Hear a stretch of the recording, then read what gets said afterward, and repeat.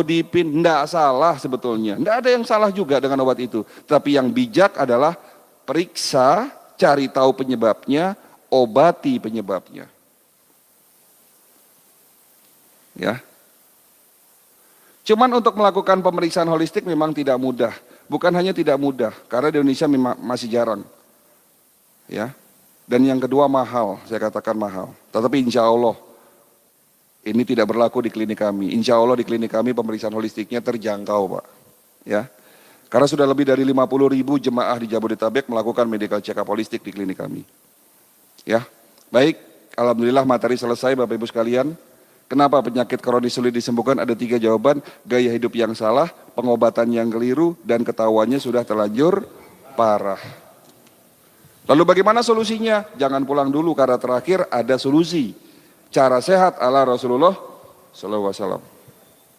Tapi sebelum masuk ke situ, sudah persiapkan pertanyaan, silahkan. Karena kita di sini membuka sesi tanya jawab, ya maksimal 5 orang ya.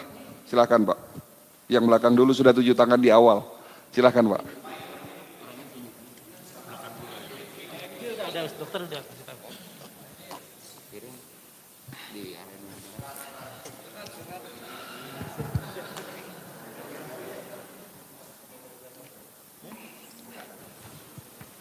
Bismillahirrahmanirrahim. Assalamualaikum warahmatullahi wabarakatuh. Waalaikumsalam warahmatullahi wabarakatuh. Tadi dokter mengatakan kita hindari makan malam. Kalau kita tidur jam 11, batas makan malam itu jam berapa? Itu pertanyaannya. Kedua, detoksifikasi yang dilakukan oleh tubuh itu otomatis sebenarnya kalau kita memang hidup sehat dengan pola hidup yang sehat. Nah, beberapa saran apa yang dokter bisa berikan untuk sehari-hari yang bisa kita lakukan, makanan apa yang kira-kira? Kalau tadi kan dokter bilang ada tomat untuk prostat, ada alpukat untuk apa tadi saya lupa. Beberapa yang saya catat tadi. Nah, mohon itu aja pertanyaan saya. Terima kasih. Assalamualaikum warahmatullahi wabarakatuh. Waalaikumsalam warahmatullahi wabarakatuh. Oke, kita langsung jawab ya. Mau tadi pertanyaan pertama tadi kurang jelas apa Pak? Batas makan malam, detoksifikasi. Baik, jangan makan kurang dari 4 jam sebelum tidur malam. Itu adalah batasan yang benar. Jangan makan kurang dari 4 jam sebelum tidur malam. Jadi kalau Bapak tidurnya jam 10, ya 6:30 harus sudah makan Pak. Kalau tidurnya jam 9, sebelum maghrib sudah makan. Tapi Bapak jangan tidur jam 11. Karena tadi kita sudah jawab, jangan tidur larut malam, karena jam 11 sampai dengan jam 1, waktu tidur kita pulas di situ. Karena di situ tubuh kita sedang melakukan bersih-bersih. Oke, itu jawaban pertama. Jawaban kedua, makanan apa yang dianjurkan? Nanti insya Allah pertanyaan Bapak akan terjawab di cara sehat ala Rasulullah SAW. Ya, daripada 2 kali nanti coba ditunggu sebentar karena nanti ada jawabannya di situ. Baik, oke. Assalamualaikum warahmatullahi wabarakatuh. Waalaikumsalam warahmatullahi wabarakatuh. Terima kasih kesempatannya Pak. Saya mau tanya Pak, pengobatan holistik ini apakah dulu pernah ada dokter Hembing? Apakah Hembing juga menggunakan itu? Ya. Terus yang kedua, sebaiknya kita sampah di dalam perut, apakah kita harus melakukan cuci perut? Ya. Semacam broklak, terus makan buah, itu sebaiknya sebelum makan apa sesudah makan Pak? Baik. Terima kasih. Ya, pertanyaannya ada 3. Apakah Prof. Hembing salah satu praktisi pengobatan holistik? Bukan Pak. Prof. Hembing adalah praktisi pengobatan tradisional. Apa bedanya dengan obat herbal tradisional dengan obat herbal holistik? Beda Pak. Sama-sama dari bahan yang sama, tetapi teknologinya berbeda. Contoh, untuk mengobati penyakit kanker, itu ada kandungan yang ada di dalam green tea, tahu green tea? Teh hijau dan kayu manis. Tetapi untuk mengobati penyakit kanker stadium 1, ini baru ngomong stadium 1, belum stadium 2 dan 3. Itu membutuhkan jumlah yang sangat banyak kalau Bapak minumnya secara tradisional. Apalagi kalau bicara penyakit kanker stadium 2, 3. Tetapi sekarang ada satu herbal dengan konsep holistik, dikemas dengan teknologi yang sangat tinggi. Karena saya pernah didatangi oleh seorang distributor obat herbal dari Spanyol, Pak. Mereka menemukan satu formula dapat mengobati penyakit kanker stadium 4. Bukan lagi stadium 1, 2, 3, tapi pengobatan kanker stadium 4, kesembuhannya 70%. Oh, ini bagus sekali, ini kabar bagus. Apalagi stadium 3, itu naik lagi persentase kesembuhannya bisa 90%. Stadium 1 dan 2 itu bisa 100%. Kembali lagi ini kan sembuh atau tidak adalah izin Allah, tetapi ikhtiarnya apa gitu kan. Apa dasar kesembuhan itu? Tentunya perusahaan ini sudah melakukan riset yang begitu panjang. 27 tahun mereka melakukan riset penelitian. Lalu isi dari obat herbal ini apa? Green tea dan kayu manis. Lalu saya berpikir, loh kalau begitu saya bisa buat sendiri. Mas, saya bilang gitu. Loh enggak dok.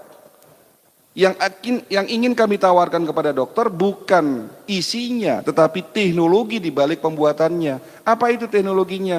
Biomolecular activation, di mana teknologi ini adalah satu-satunya teknologi yang diciptakan, ditemukan oleh perusahaan ini, bahkan dipatenkan seluruh dunia. Apa itu biomolecular activation? Zat aktif yang terkandung di dalam kayu manis dan green tea, zat aktif anti kanker dikuatkan 4.000 kali kekuatannya. Jadi satu kapsul seolah-olah minum 1.000 kilo kayu manis dan green tea. Itu holistik, bukan tradisional. Jadi kalau tradisional Bapak ambil jahe, rimpang direbus, itu tradisional. Bapak ambil daun sambiloto direbus-rebus, itu tradisional. Tapi pertanyaannya dengan rebus-rebusan dengan seadanya seperti itu, apakah mencukupi dosis untuk pengobatan penyakit Bapak? Kalau hanya sekedar mencegah, oke. Kalau penyakitnya masih ringan, boleh. Tapi kalau sudah masuk stadium lanjut, kita tidak bisa pakai tradisional. Tetapi disinilah peran holistik dengan teknologi. Jadi kalau dibilang obat holistik itu mahal atau murah, memang secara kasat mata mahal. Tetapi kalau bayangkan kalau satu kapsul, itu dibuat dari 1.000 kilo ekstrak. Ada satu suplemen yang dapat menyembuhkan penyakit jantung koroner, itu 1 sendok, seolah-olah Bapak minum 34 jenis buah sebanyak 10 kilo Pak. 1 sendok. Itulah holistik bedanya. Jadi kalau ditanya apakah Prof. Hembing praktisi pengobatan holistik? Bukan. Beliau adalah praktisi pengobatan tradisional. Nah, karena praktisi pengobatan holistik di Indonesia masih jarang, Pak. Rumah sakit holistik di Indonesia pun masih jarang. Yang banyak tradisional memang. Gitu ya, Pak? Oke, terus tadi pertanyaan kedua. Cuci perut. Saya pernah membaca dalam satu buku. Buku ini adalah saduran dari buku yang dibuat oleh Ibnu Sina. Ternyata dalam bukunya Ibnu Sina, Nabi kita setiap 3 bulan sekali melakukan cuci usus. Cuci perut dengan apa? Dengan buah sena. Apa itu buah sena? Inilah peran holistik. Di dalam pengobatan holistik ada satu herbal, ada beberapa herbal yang fungsinya untuk cuci usus dan ternyata isinya adalah buah sena. Kalau broklat itu bisa, tetapi ada efek samping, bisa iritasi Pak. Kalau dipakai terus menerus. Yang aman itu adalah buah sena. Kalau ada beberapa herbal yang fungsinya untuk cuci usus, mungkin pernah dengar melilia, pernah? Melilia pernah ya? Itu isinya buah sena Pak. Coba lihat, itu memang tidak tertulis buah sena, memang tidak, tapi isinya adalah psyllium khas. Itu bahasa medisnya psyllium khas itu ya buah sena. Dan itu sudah dilakukan oleh Nabi kita 1400 tahun yang lalu.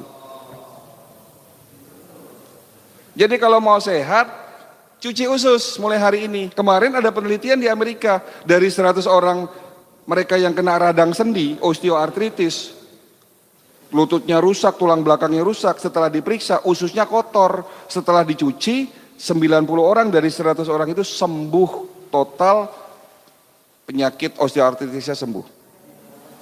Ya.